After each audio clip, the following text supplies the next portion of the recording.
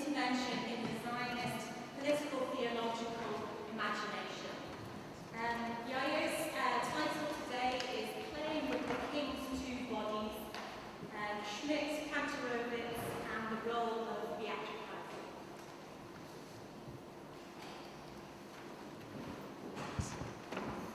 It's okay? Okay, thank you, Laura. And I feel quite blessed to speak after Catherine Malabou's wonderful talk earlier, because some of the themes are going to re-emerge now, so I'm happy with that. The term theatricality in Anglo-American academic discourse has for many years held rather dubious connotations. It designated artificiality, make-believe, and duplicity, and was presented many times in contrast to performance and more often to performativity as politically ineffective, conservative, or reactionary. The current paper joins recent attempts of reappraising theatricality and theatre and wishes to suggest that precisely those aspects of it which have been subjected to critique and prejudice are potentially the most radical and subversive, semiotically and politically. This will be argued through a close reading of the role of theatre in two contemporaneous works, Carl Schmitt's Hamlet or Hekuba from 1956 and Ernst Kantorowicz's The King's Two Bodies from 1957. Now, I would note that the connection between Schmitt and Kantorowicz is deeper than these two books. Kantorowicz's book, The King's Two Bodies, the subtitle is A Study in Medieval Political Theology, and many have noted that this is some kind of response to Schmitt's 1922 book on political theology, and we'll see some more interactions later on. A comparison of these two books' portrayal of the role of theatre within the political theological order of early modern England might help illuminate some key aspects in the political potential of theatricality as well. While Kantorowicz's influential thesis is by now well known, and by now after Professor Malabou's it's well known already, Schmitt's essay on Shakespeare has been translated into English only fairly recently, and some of its points might need some rehearsing. Schmitt's reading of Hamlet focuses on two ambiguous moments in the play. One, the question of Queen Gertrude's guilt regarding her husband's murder, and second, the process in which the avenger, Hamlet, turns from the active character in the tradition of the revenge play into this indecisive, thoughtful youth that became to be known as the myth of Hamlet. According to Schmitt, these two moments have to be understood within the historical context of Hamlet's composition. Schmitt maintains that the historical circumstances surrounding the play, James' ascension to the throne after Elizabeth, and the debates regarding the involvement of his mother, Mary Queen of Scots, in her husband's murder, these circumstances forced Shakespeare to avoid any direct reference to Gertrude's guilt, and consequently turned her son, Hamlet, into a parallel of James as an intellectual young man who hesitates to act. Schmitt emphasizes that these moments are not allusions to historical reality, nor are they reflections of that reality in the play, but rather intrusions of the concrete political reality into the very fabric of playwriting.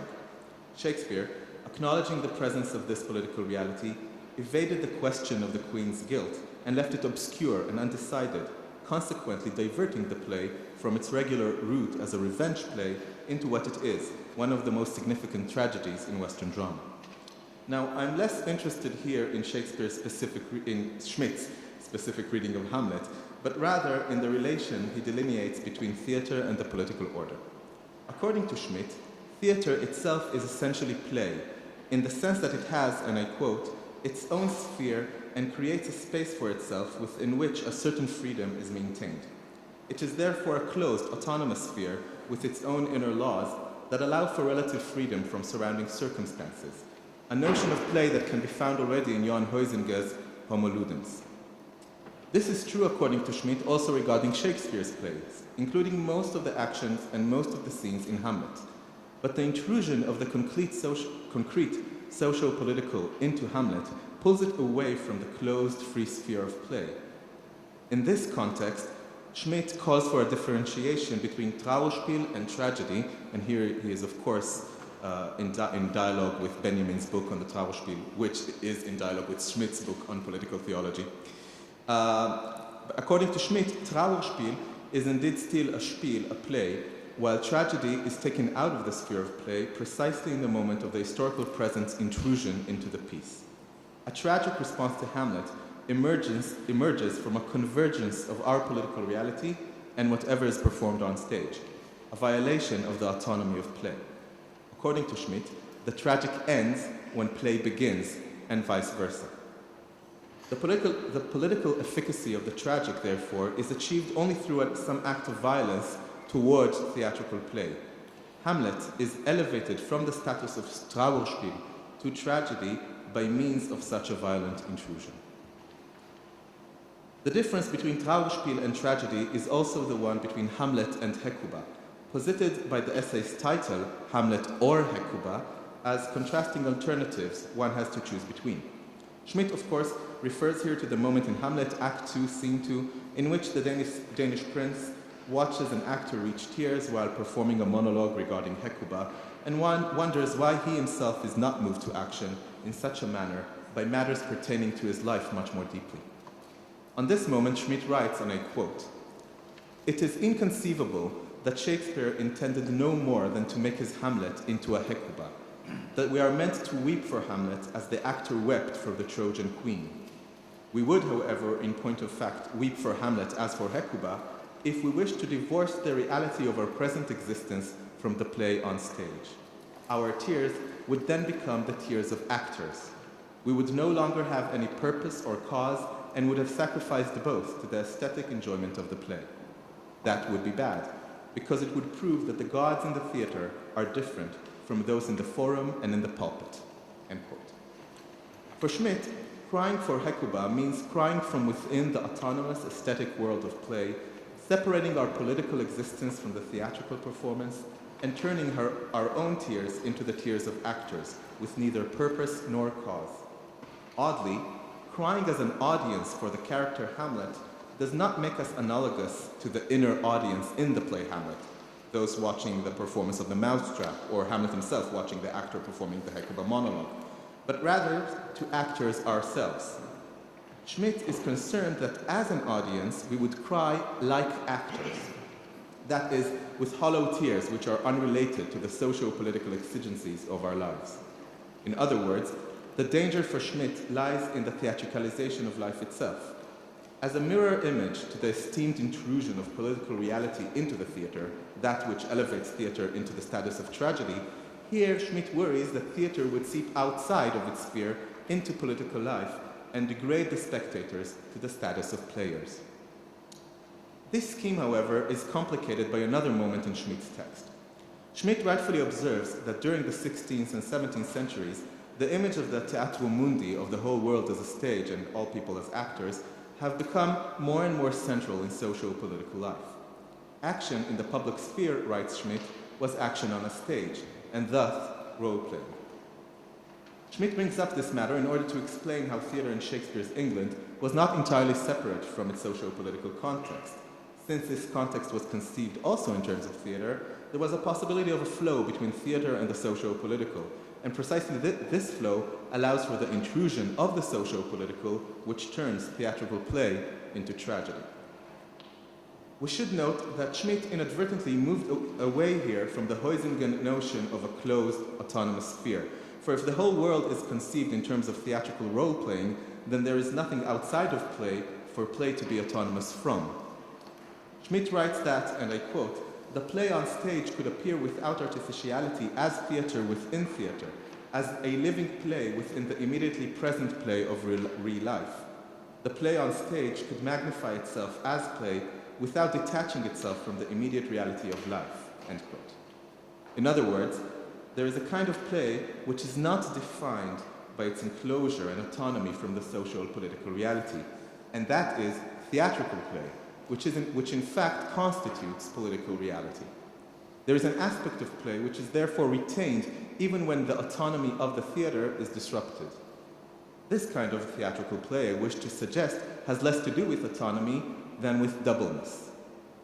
Helbert Blau writes that any object put on the theatre stage is, and I quote, "no longer simple. A real chair used for a real chair in a realistic setting remains, though a real chair, a sign for a chair. It is what it is not, though it appears to be what it is. This duplicity, it is what it is not, though it appears to be what it is one reason that, according to Blau, the anti-theatrical prejudice has to be taken seriously. Theatrical play radically challenges the semiotic order of culture precisely because many times the materials used in theatrical signification are identical to those of the signified. A human body signifies a human body, but exactly because of that, it is what it is not, though it appears to be what it is. In other words, theater reveals or creates duplicities within the basic materials of the semiotic order of culture. And it is this kind of play, theatrical play, which links, according to Schmitt, the political order with a theater through the notion of the teatro mundi. However, if the whole world is a stage, then we are all actors. And it is precisely this theatricalization of the socio-political reality that Schmitt wished to avoid earlier when he was worried that we will cry like actors. In fact, Schmitt's entire model might be put into question if the socio-political reality which intrudes into theatrical play and elevates it to tragedy is in itself a theatrical play. Given the pervasiveness of the teatro mundi image in early modern England and in Schmitt's text, can we really maintain a clear dichotomy, Hamlet or Hecuba? Schmitt claims that if we will cry the tears of actors, it would be bad, because it would prove that the gods in the theater are different from those in the forum and in the pulpit. Schmitt calls for a reliance of the theater on the political theological order, signified here by the forum, politics, and the pulpit, theology. The theater should not be different from this order, but the hierarchy is clear, for theatrical play is elevated only once this order intrudes into it. However, the teatro mundi image evoked by Schmitt implies quite the opposite. It is possible that the gods of the forum and the pulpit are not different from those of the theater, but precisely because they too are part of a theatrical order. In other words, given the possibility that the political theological order is in itself theatrical play, we might wish to consider a bidirectional movement between it and the theater, not just one-sided intrusions. Schmitt condemns such bidirectional movement, even as he portrays a model that unavoidably implies it. Yet the full implications of such a movement will become clear once we turn to another founding father of contemporary discourse regarding political theology, Ernst Kantorowicz.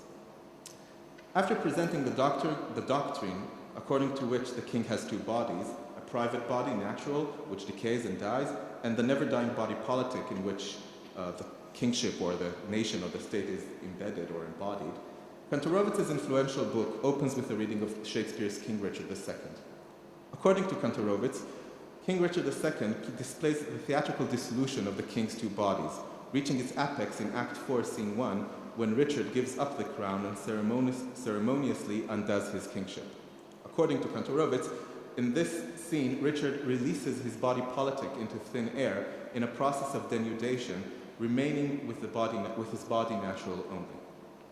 Here too, I'm less interested in Kantorowicz's reading of Shakespeare's play, but rather in the role designated by him to theatrical play vis-à-vis the political theology of early modern England. According to Kantorowicz, in King Richard II, the myth of the king's two bodies is intertwined with a series of duplicities within Richard's body. Richard plays, and this is a word used both by Shakespeare and Kantorowicz, Richard plays various characters, all of which have double bodies. The king, body politic and natural, Christ, body human and divine, and Fool, whose double body is assumed by Kantorowicz, probably merely due to his role as performer. The play presents a complex drama in which all these duplicities disintegrate, leaving Richard to confront his own natural, denuded, human bodily existence, a desecrated body robbed of any political, theological metaphysics which endowed it with meaning. Richard, then, is an actor whose body is charged with a wide array of duplicities, but all of these emphasize the most basic duality, that of the actor who plays Richard in the Shakespearean theater. The drama of the disintegration of the king's two bodies in King Richard II can be most fully achieved in the theater, for in the theater the body is always already double, both actor and character.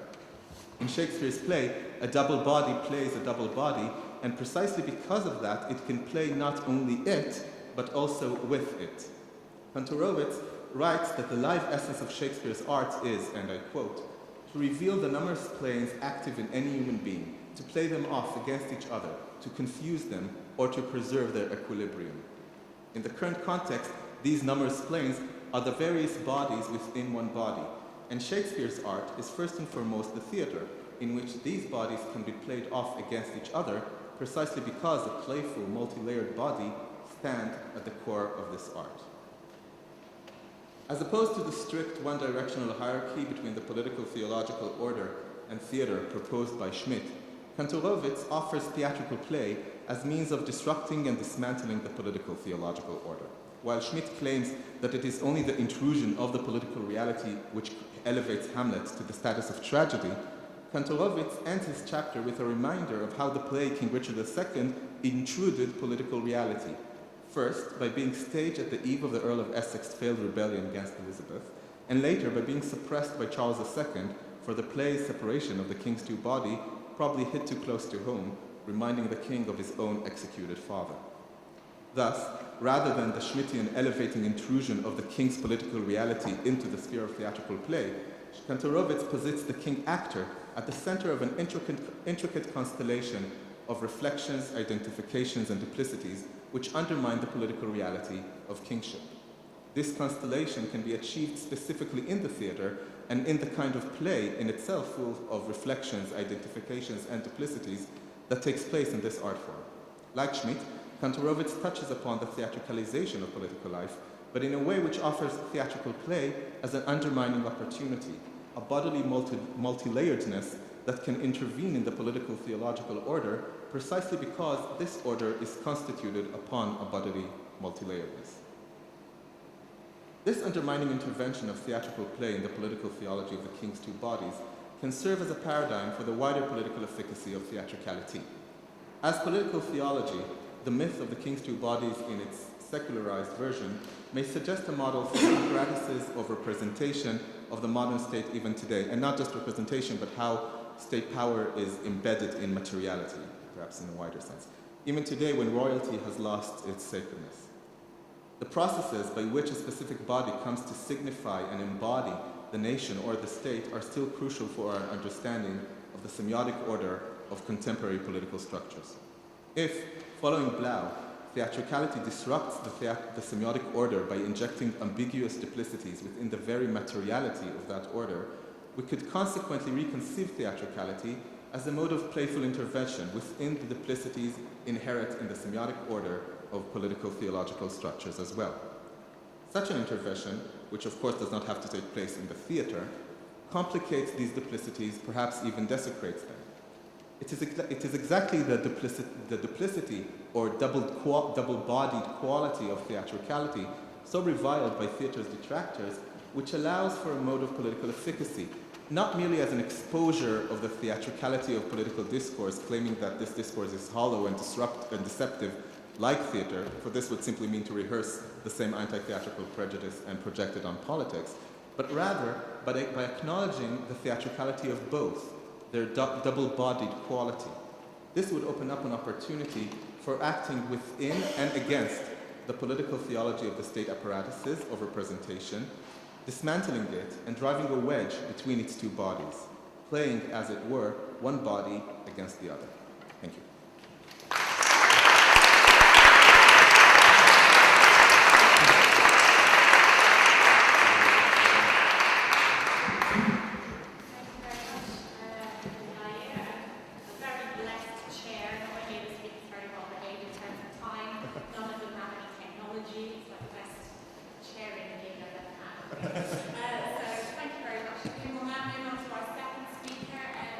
Rudrum.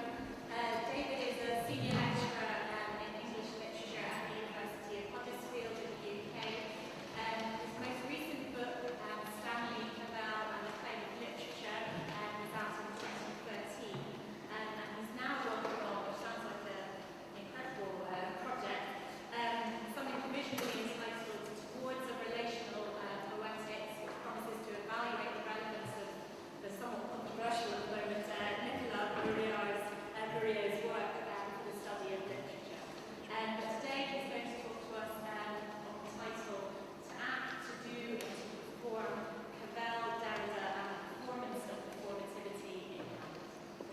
Thank you.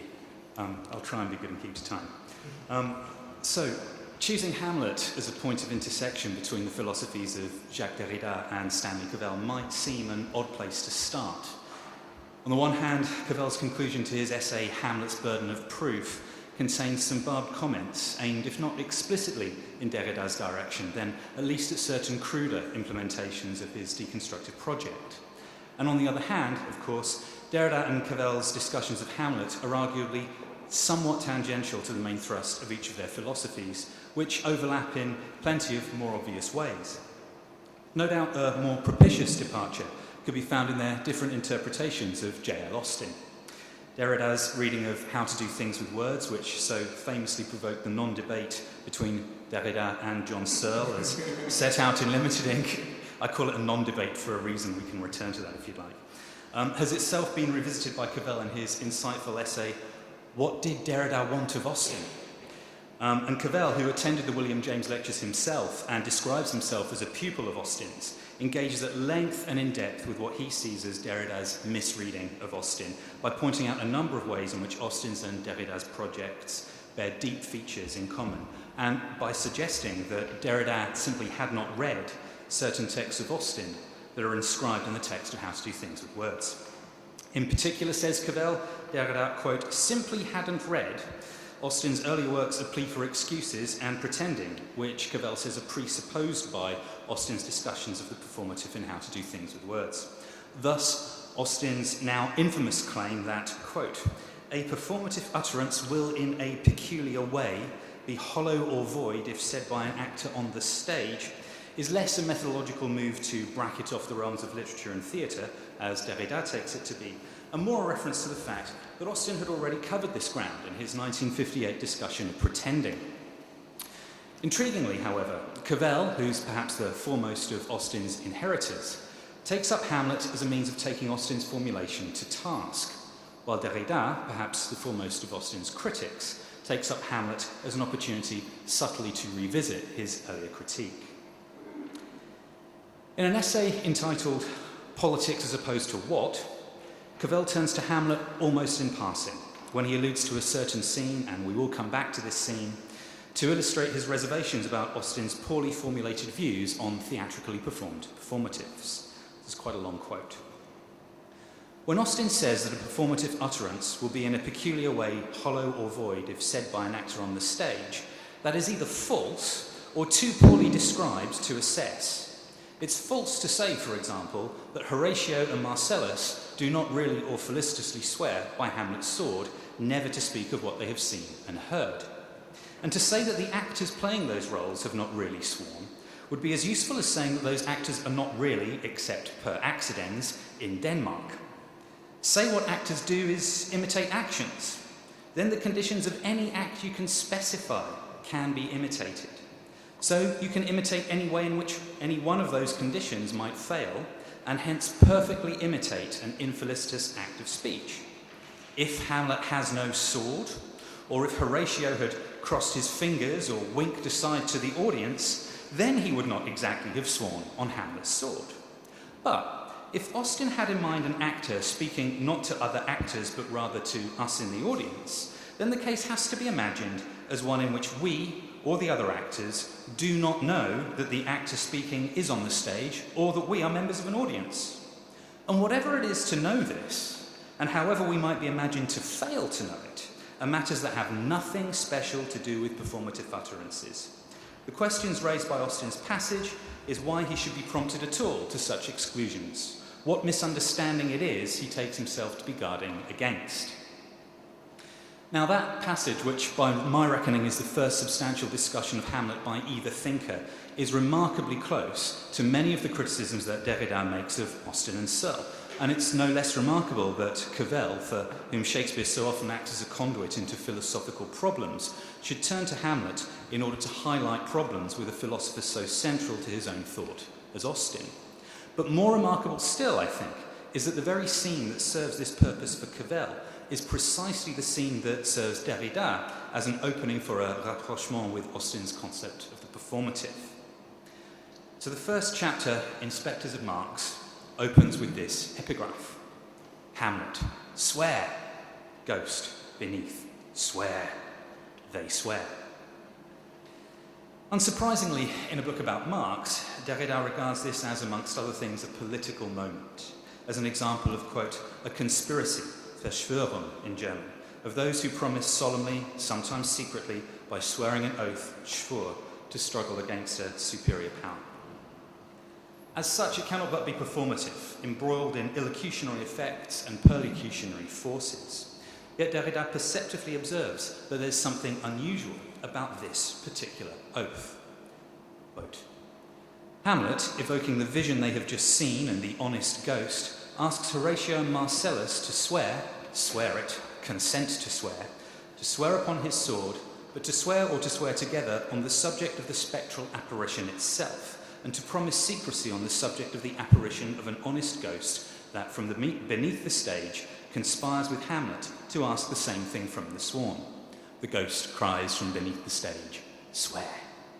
It is the apparition that enjoins them to conspire to silence the apparition and to promise secrecy on the subject of the one who demands such an oath from them.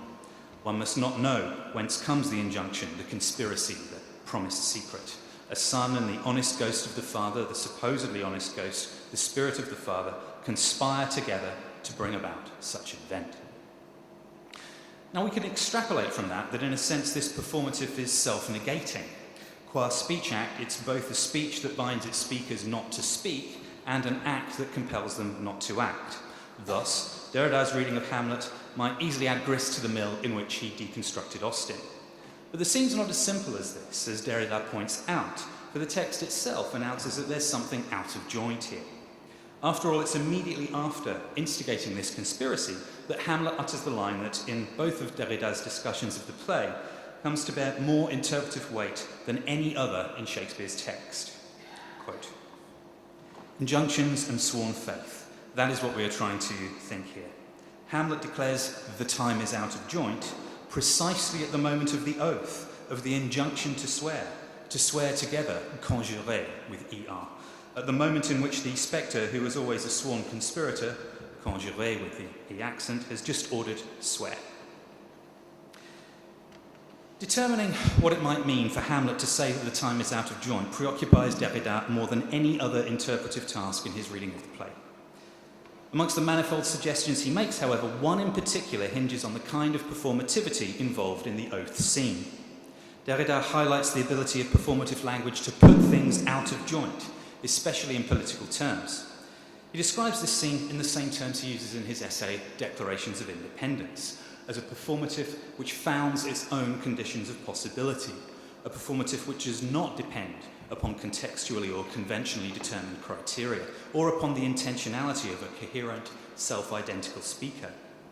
Indeed, in declaring, to use Derrida's example, American independence, performativity acts as a force that, rather than depending on conventions and contexts and institutions, actually shatters them. This is more or less how Derrida describes the political nature of that oath in Hamlet. Quote, the political injunction, the pledge or the promise, the oath, if one prefers, swear, the originary performativity that does not conform to pre-existing conventions, unlike all the performatives analysed by the theoreticians of speech acts, but whose force of rupture produces the institution or the constitution, the law itself, which is to say also the meaning that appears to, that ought to, or that appears to have to guarantee it in return, violence of the law, and before meaning, violence that interrupts time, disarticulates it, dislodges it, displaces it out of its natural lodging, out of joint. Thus, Hamlet serves Derrida as an opportunity subtly to revisit his critique of performativity. Here, Hamlet shows us that the performativity involved in swearing this oath has consequences that far outstrip Austin's preliminary isolation of the performative in How to Do Things with Words. Yet it remains recognisably performative nonetheless. Indeed, Derek Attridge has suggested that there's something inherently performative in the very nature of the ghost. Quote, the ghost is as much event as object. The word apparition holds both of these together. The ghost speaks performatively. It is itself a performative. Nothing will be the same again after it has appeared and spoken. And it is an event which demands a response. Now, where Derrida points out that what follows the oath scene in Hamlet declaring the time to be out of joint... Sorry, let me start that again. Where Derrida points out that what follows the oath scene is Hamlet declaring the time to be out of joint, Cavell observes that what precedes it is Hamlet swearing an oath he does not, or at least not immediately, seem to keep.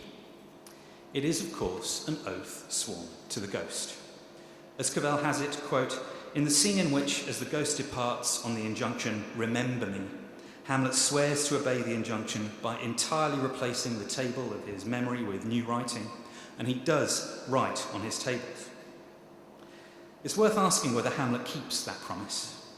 Numerous literary critics have suggested that over the course of the play he ultimately fails to do so. I came across this the other day. It's from Christopher Prendergast's essay, Derrida's Hamlet. He says, "Whatever is in Hamlet's mind as he attacks and kills Claudius, it does not seem to be his father, of whom he says nothing and whose ghost has long since disappeared from the frame of the action." If, however, Hamlet has a problem with his long-term memory in this matter, then Cavell also points out that the prognosis for the short term doesn't look too good either.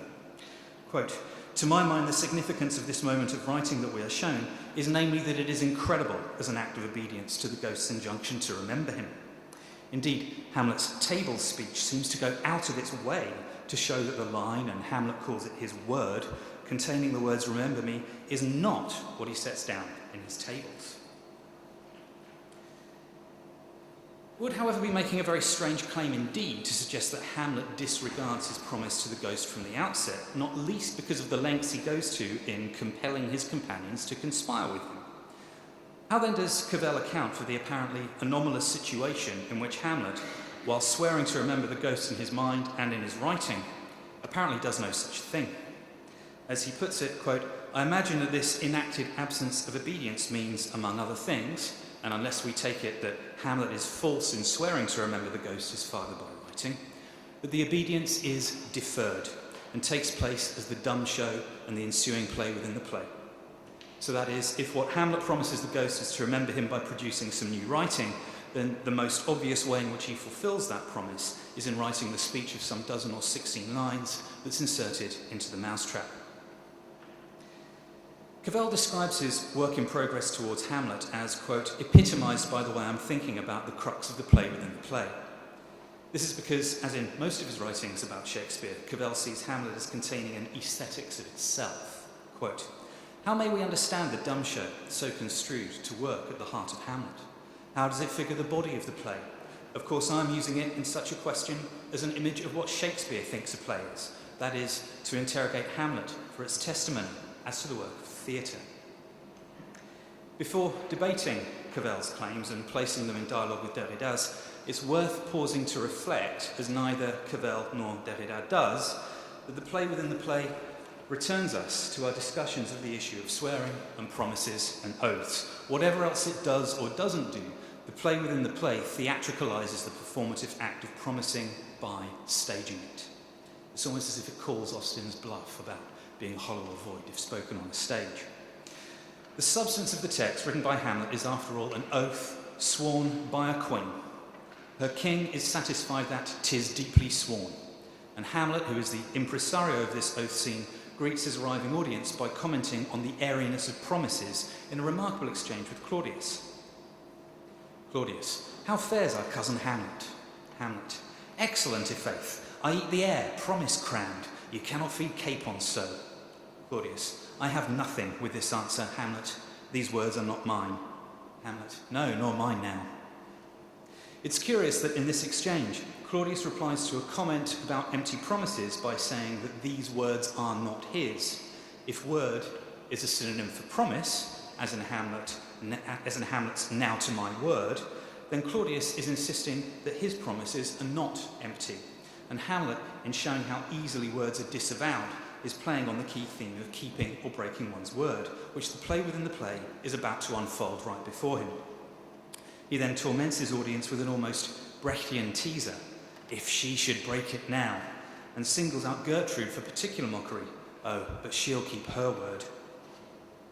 The prominence given to this staging of a sworn vow places this scene in a clear relationship with the oath-swearing scene at the start of the play. Its theatricalization echoes and amplifies the importance of promising as a theme throughout it. Later Laertes will bluster, "To hell allegiance, vows to the blackest devil," and even Ophelia sings of a broken promise in her final scene. Indeed, if Cavell is right that Hamlet fulfills his promise to remember his father by writing the play within the play, then what's arguably most striking about it is that Hamlet fulfills his promise to his father by staging a promise made to his theatricalized father. If moreover he's right that the mousetrap is a figure for Hamlet, then Hamlet, whatever else it may be, is a play about making and breaking promises both on and off the stage. To use Austen's well-worn phrase, the player queen's promise is in a peculiar way hollow and void, but not because she's on the stage, rather because the promise she alludes to has already been broken, and broken by a character who's not on the stage that she's on. From this point on, Hamlet foregrounds the use of performative language as a thematic that gets increasingly explicit. For support in making this claim, I turn back to Derrida's writings on Hamlet, where Spectres of Marx places great emphasis on the swearing of an oath. His reading of the play in the essay "The Time is Out of Joint" foregrounds another dimension in which Hamlet is embroiled with the concept of performativity. Quote, "In Hamlet, the dramatization deploys a spectacular and supernaturally miraculous mise en abîme of testimonies, testifying to the impossible possibility of testimony. Hamlet is alone in being able to bear witness in this way to the testimony. The play named Hamlet thus becomes a testimony on the essence of testimony, which also becomes the absence of testimony." So not only does Derrida call attention to the central role of witnessing and testimony in Hamlet, he goes out of his way to call attention to the relationship this establishes between the play and the idea of performativity. Quote, "When we speak of testimony as active or performative, we're talking about bearing witness, the declaration, the oath, and so forth. But the witness, the one who sees, is in principle passive." So in other words, Derrida's reading of Hamlet simultaneously foregrounds the importance of Austen's idea of doing things with words, testifying and witnessing qua speech acts are actions, whilst showing that Hamlet's feigned inaction troubles this idea. Hamlet shows us how to not do things, either with words or with deeds, but in showing this, it testifies and bears witness all the same. Whilst Derrida emphasises that Hamlet saw as a witness, he goes on to deconstruct this idea by observing that, quote, "This witness will have been the witness of a witness, the witness of that witness that was his ghost of a father." Such an observation at first blush would seem to offer ample opportunity to deconstruct Hamlet's testimony by reducing it to what's essentially hearsay. Hamlet is basically saying that he heard it from a very reliable source that ... As hearsay, it would be inadmissible evidence, inadmissible testimony. But that's not the point of Derrida's observation, nor is it a warrantable conclusion on its own terms. For Hamlet is not content simply to parrot what he's heard from the ghost. The whole point of the play within the play is that it's motivated precisely by his recognising the importance of not taking the ghost's word for it. This is where Cavell's emphasis on the role of the play within the play as foregrounding the text's aesthetics of itself forms a timely supplement to Derrida's reading of Hamlet. Hamlet does indeed bear witness in Hamlet. Indeed, the star witness of Hamlet is Hamlet. The ghost also bears witness. There is, tellingly, no other witness to the crime that is the play's complicating action. But how does Hamlet go about bearing witness to the crime witnessed by the ghost? Most obviously by restaging the events so that the perpetrator can basically witness the murder he has committed. Not only does the play within the play place Claudius in the uncomfortable position of witness to his own crime, it also serves as another form of testimony. It's Hamlet's way of bearing witness to the world and testifying what really happened to his father. Certainly he regards the players as the abstract and brief chronicles of the time, and this is indeed the function he asks them to perform by staging this play. Apparently he asks them to attest to his father's murder. Moreover, he asks Horatio to act as a witness to the whole spectacle, by asking him to observe Claudius and give him heedful note. And crucially, of course, it places the audience in the position of bearing witness to the whole thing. Thus, if Cavell is right in regarding the dumb show as the play's figure for itself, then what it figures is not only the importance of promising, but the crucial importance of bearing witness. To sum up, Derrida summarizes Hamlet's condition thus, quote, "In sum, Hamlet, surviving witness, is also the one who has seen death. He has seen the impossible and he cannot survive what he has survived. After having seen the worst, after having been the witness of the worst disaster of absolute injustice, he has the experience of surviving, which is the condition of witnessing.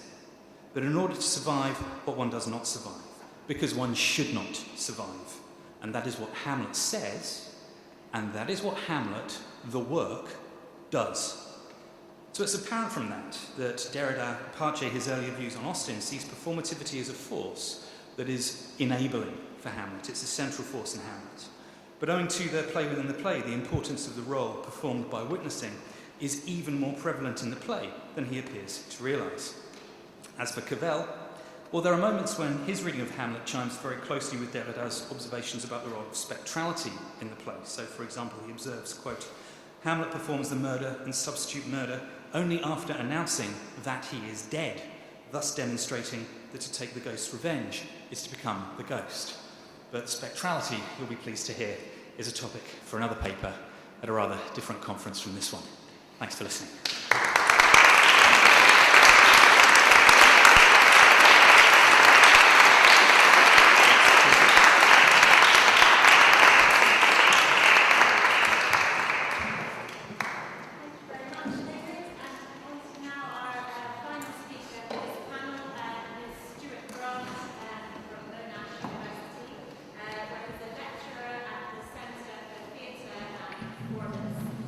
Stuart specialises in phenomenology and performance and science-specific performance in particular. And for those of you who are members of the Performance Philosophy Network, Stuart is the founder of the Phenomenology and Performance group on there. He's also the founder of the Urban Water Performance Group, a collaboration of artists and other researchers interested in water sustainability in urban contexts. I should add, he's also the co-editor of a book on performance and temporalization that's going to be coming out in the Performance Philosophy book series shortly. His title for today is From the Theatrical to the Performative in Heidegger's Contributions to Philosophy.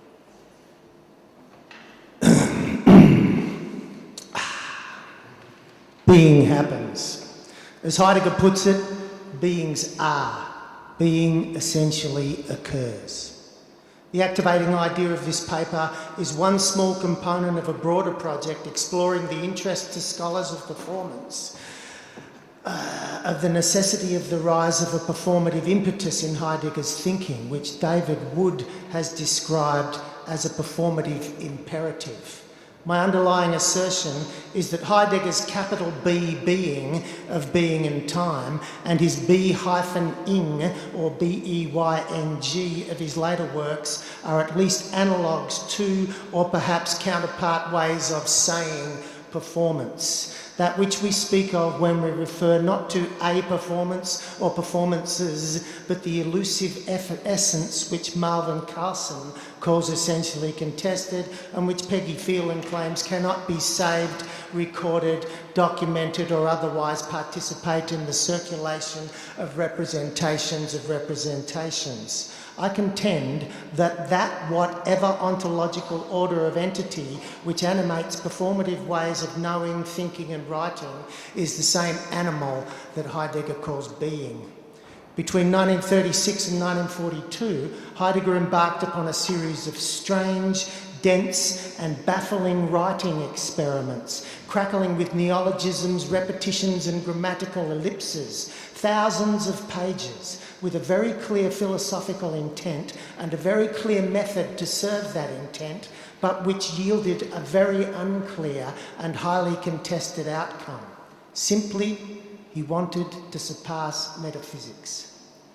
And not out of what he calls a blind hero worship of Nietzsche, not even because he viewed Nietzsche as the, quote, final victim of a long-standing errancy and neglect, but the unrecognised witness to a new necessity, but because of an exhaustion in his own thinking. Heidegger had reached the very end of every possibility of Western metaphysics to aid him in his asking of the question of being. Every way he turned led to the thinking of being as the beingness of beings, as a quality of beings, and therefore as merely another being. And the truth of being, which he had sought his whole life to uncover, continued to escape, evanescent, reticent, withdrawn, unthematizable, never showing its face. Every time he approached it, it turned away. These private writings, as Richard Polt calls them, of the late 30s, were aimed as a new approach to ask the question of being. They remained unpublished in his lifetime at his own behest, and were eventually posthumously published, as he requested, in strict order throughout the 1990s and early 2000s. Since their publication, partly because of the type of philosophical artefact they are, and partly because of the scandal of the language, these writings have been the site of controversy, perpetual retranslation, and treatises about how they might best be translated, used, and read. Just as these works attempt a new kind of writing performance, they require a new kind of reading performance. The key to this controversy is in their intent. In section 1, at the beginning of the Beiträge zur Philosophie, the contributions to philosophy, the most thoroughly realised and coherently structured of these writings, Heidegger states, "And yet, here already, as in a preparatory exercise, we must attempt the thinking saying of a philosophy which comes from an other beginning." This saying does not describe or explain, does not proclaim or teach. This saying does not stand over against what is said. Rather, the saying itself is the to be said, as the essential swaying of being. Now, to those of us brought up in the tradition which takes Austin's utterance as a primary founding moment, the parallels here ring clear. This philosophy is not just a thinking, but a thinking saying.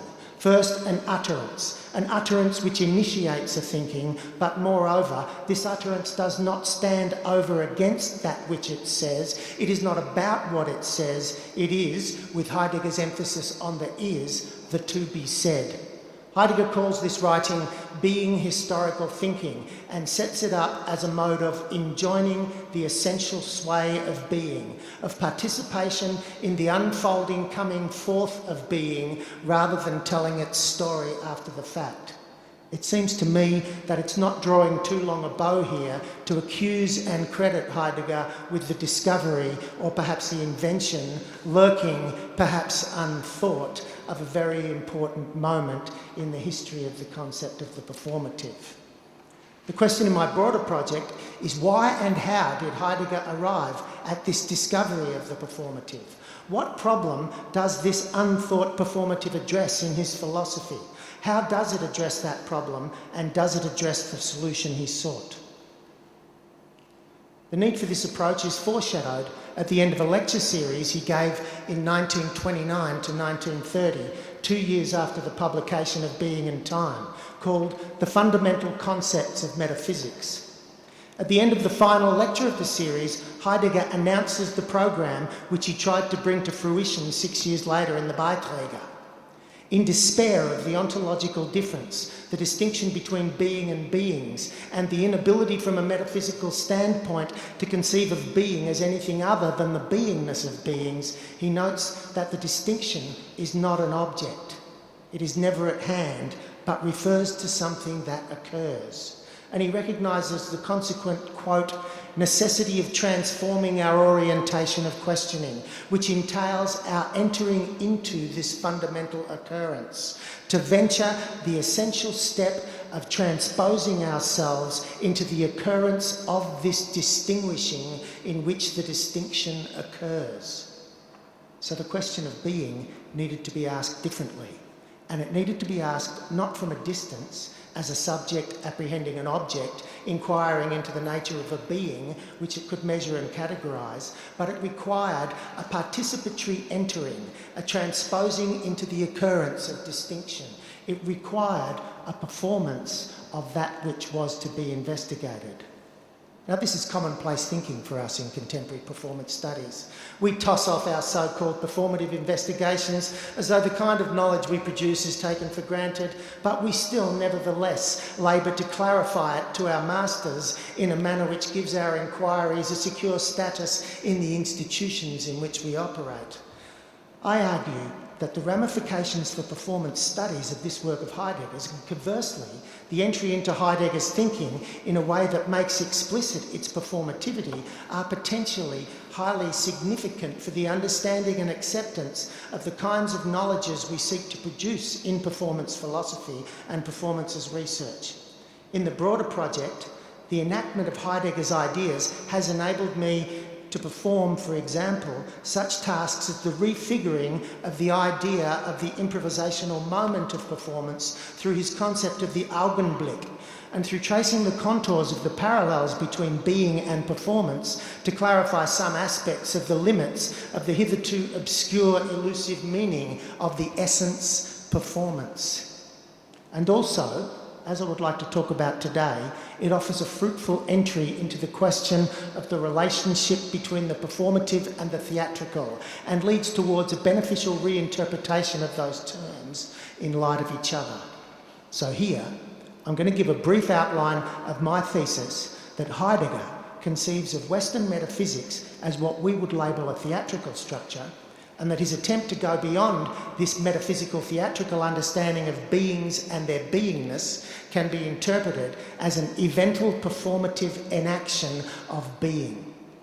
This move from the theatrical to the performative proceeds from a notion of a human subject which stands as a spectator of the objects and worlds arrayed around it, which it has through perception, consumption, production, thinking, owning, using, valuing and judging, to a notion of the human as that part of being which comes forth as a turning within being, a simultaneous hearing and response to the call of being from within, a turning which opens being to itself through its inceptive throne projecting open of a clearing for an absolutely singular, inapprehensible, unrepeatable moment of being. And in this move, the gaps between perceiver and perceived, sign and referent, subject and object collapse in the simultaneity of the performative moment, the moment of the coming forth.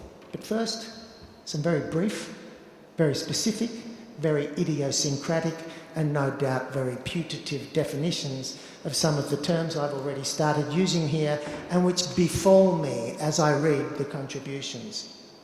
When I use the term here, performative event or event of performance, I am understanding this category to include, pragmatically, in line with the tolerably accepted limits of the discipline of performance studies, such things as a theatre production, a ritual, this seminar, my performance of masculinity, the opening of a parliament, a date between two potential suitors, a conversation, the online self I perform to my work superiors in my so-called performance development online process. My Facebook profile, my cries of yes, yes, yes at the shudder of orgasm. A performance event is a showing too which brings forth a new state of affairs. Simply, in this definition, the showing too refers to the theatrical, the bringing forth refers to the performative. For theatricality, I'm beginning with Birmingham and Ferrari. Theatricality is the result of a perceptual dynamics linking the onlooker with a someone or something that is looked at, and I'm not limiting this to the visual. This relationship can be initiated either by the actor who declares his intention to act or by the spectator who, of his own initiative, transformed the other into a spectacular object, unquote. Acknowledging that debates on the subject of theatricality are advancing and complicating since this definition was handed down, it is safe to say that all definitions of the theatrical, including recent work on immersive theatres, imply this gap between perceiver and perceived. For Alan Birmingham, note that the theatrical is a representational act. These aspects, the gap, the perceptual dynamics and the representation are the key elements of the definition of the theatrical I employ here. In its theatricality, an event of performance is understood in terms of its making and its materiality. It is put on a stage with certain lighting, certain scenery, certain scripting, certain characters playing certain roles in a certain time and place in order to be viewed so that a spectator can stand over against it as interpreter, assessor, enjoyer, consumer, acolyte. All performance events, social, cultural and aesthetic, have a theatrical dimension, a mise en scène, a script, a plan, a set of instructions, a cultural background, which enable this showing too, this representation, this communication and interpretation. But, according to the definition proposed here, all events of performance also have a performative dimension. The performative dimension is the realm of the moment of performance, the coming forth of that which occurs in the performative event. As I've said, a performative event is a showing too which brings forth a new state of affairs, a marriage, a new parliament, yet another absolutely singular, unrepeatable fucking performance of fucking Hamlet. The perpetual renewal of my masculinity, my credibility in the workplace, the safe journey of the loved one to the afterlife. All that pertains to the realm of the showing too belongs to the theatrical dimension. All that belongs to the moment of the bringing forth belongs to the performative dimension. The showing of my masculinity, my stance, my clothes, the cadence of my speech belong to the theatrical. The moment of the unfolding of the making masculine of me, in which these showings instantiate, is the performative.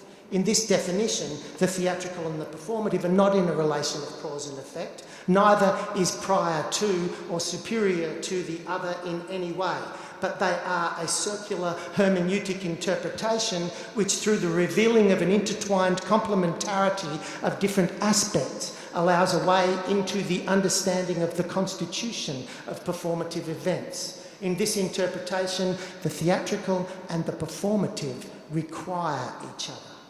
A performative event requires both dimensions to be a performative event.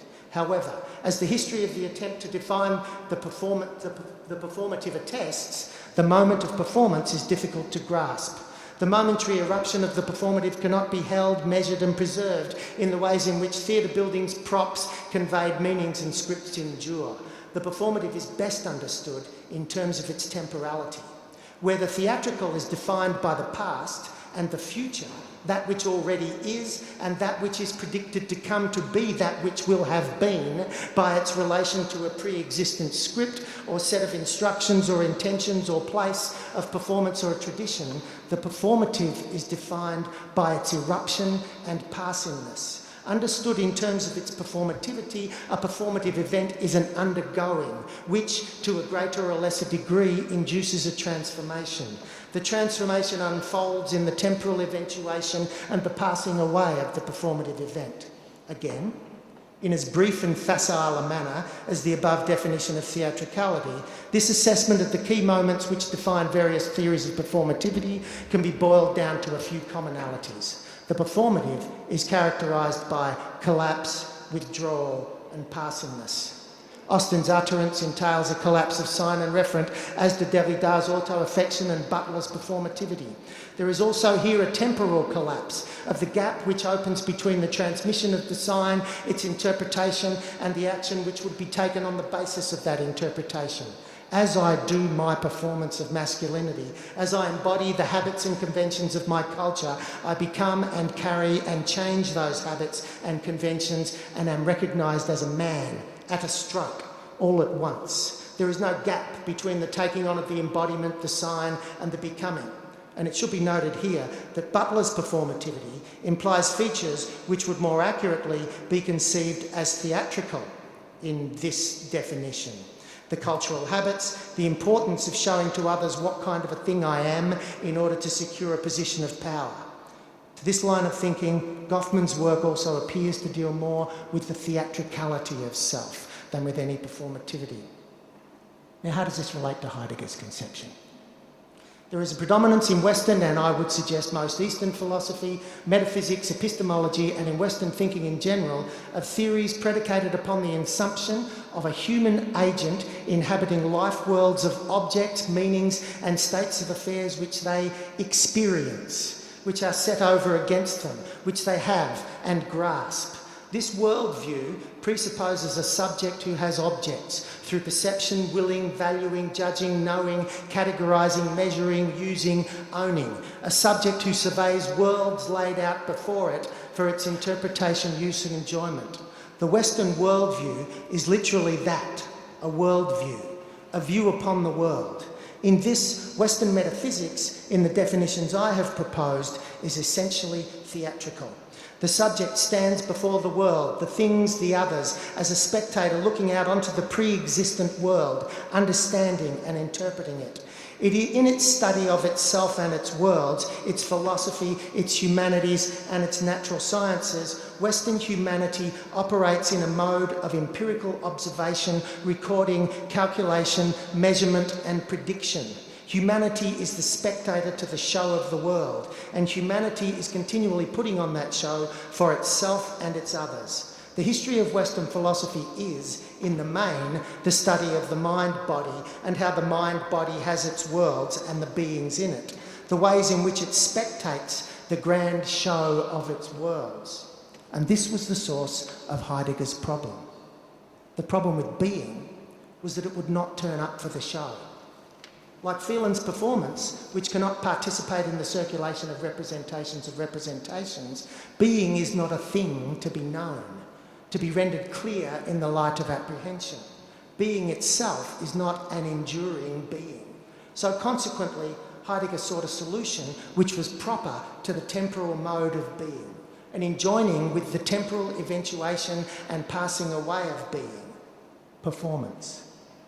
The relation to being can no longer remain, this is a quote from Heidegger, within a predicating, but the inceptual anticipatory grasp in the comportment of apprehending, which takes the human being out into beings. In these performative writings, Heidegger offers a move away from the theatrical to the performative, to participation in the comportment of apprehending. To perform is to be in, to participate in the bringing forth of an absolutely singular, ultimately inapprehensible, unrepeatable moment. Not to interpret pre-existent past objects or to predict their future behaviours, but to participate in the temporalisation of time itself. The performance in the performative event is its being, is being. To perform is to be rather than to represent. The representative aspect of the performative event is the metaphysical. The performative is the participation in the coming forth of being. And I don't need to reiterate Derrida's reading of Artaud to this gathering. In the larger project of which I speak, I propose that in the writings of 1936 to 42, in the concept of the turning and in its conceptual precursors in his earlier work, comportment, attunement, Stimmung, Befindlichkeit, projecting, throwing open, Heidegger intimates not only a way of thinking which gives rise to the possibility of and sheds new light on the kinds of knowledges we, in performance studies, have now customarily come to call performance as research, embodied knowledges, how theatre thinks and performative writing, but also places performative ways of thinking, acting and knowing at the heart of 20th century continental philosophy's most pressing concern, the end of metaphysics, and strikes avenues into a refiguring of the entwinement of the human in being that offers immense possibilities for such disciplines as ecological and environmental philosophy, epistemology, ethics, economics, and the natural, human and sciences in general. Or else, perhaps, as Heidegger foresaw in 1936 in the Contributions, the emergency which he established as the stakes of his performance, it is more than likely that without realising the essentiality of performative ways of thinking, being and knowing, humans, quote, may for centuries still ravish and devastate the planet with their machinations.